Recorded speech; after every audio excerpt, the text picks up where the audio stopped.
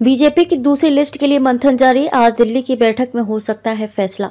BJP का UP में 29 सीटों पर प्रत्याशियों के नाम का ऐलान होना बाकी है। शुक्रवार दिल्ली की बैठक में फैसला संभव है। इससे पहले बीजेपी 51 सीटों पर अपने कैंडिडेट्स का ऐलान कर चुकी है। लोकसभा चुनाव 2024 के समर में सियासी पार्टियां पूरी तरह से एक्टिव हो चुकी हैं। भारतीय जनता पार्टी का यूपी में 29 सीटों पर ऐलान होना बाकी है। बीजेपी ने यूपी की 80 सीटों में से 51 सीटों पर पहले ही प्रत्याशियों का ऐलान कर दिया है।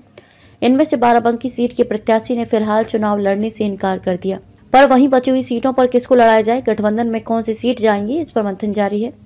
मुख्यमंत्री आवास पर बुधवार शाम को ही बीजेपी कोर कमेटी की बैठक में लोकसभा चुनाव में दूसरी सूची के प्रत्याशियों पर मंथन हुआ। इसको लेकर पैनल भी तैयार कर लिया गया है। वहीं 4 सीटों पर होने वाले उपचुनाव के लिए भी प्रत्याशियों के नाम पर मुख्यमंत्री आवास पर मंथन हुआ। इस बैठक में तैयार हुए पैनल पर 8 मार्च को दिल्ली में चर्चा होगी। इसके बाद दूसरी लिस्ट में बची हुई सीटों पर नामों का ऐलान हो सकता है। 51 सीटों के लिए पहले ही घोषित कर चुकी है प्रत्याशी। आपको बता दें कि भारतीय जनता पार्टी ने पहली सूची में उत्तर प्रदेश की 51 सीटों पर प्रत्याशियों की घोषणा की है। इनमें से एक सीट के प्रत्याशी ने चुनाव लड़ने से फिलहाल मना कर दिया है।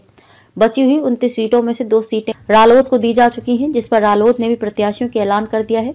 वहीं बचे सहयोगी जिसमें अपना दल सुहेल देव, भारतीय समाज पार्टी और निषाद पार्टी है।